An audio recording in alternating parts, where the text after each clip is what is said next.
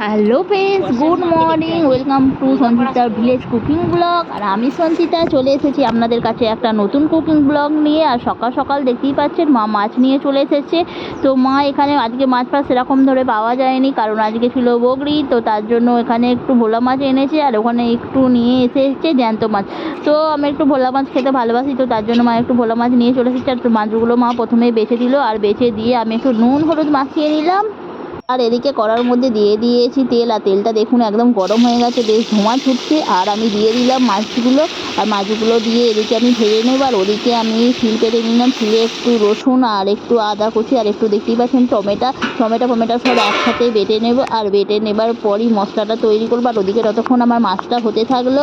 আর এই দেখতে পাচ্ছেন দেখুন একদম আদা রসুন অল্প অল্প দিচ্ছি, কারণ গরমের জ্বালায় একদমই খাওয়া যায় না বেশি ঝাল মশলা। আর এদিকে আমার মাছটা হয়ে গেছে ভাজা, তো আমি ভালোভাবে এপিট ওপিট করে ভেজে নেব।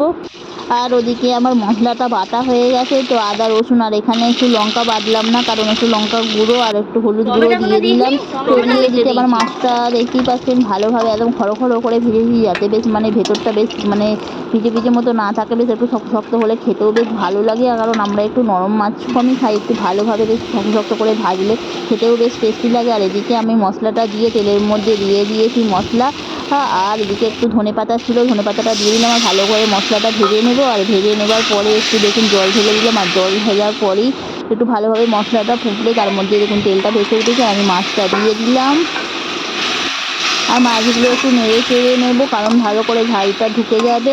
আর তারপরেই আমি নামিয়ে নেবো। তো বন্ধুরা, আমার ভোলা মাছের ঝাল হয়ে গেছে। তো ভোলা মাছের ঝালটি কেমন লাগলো?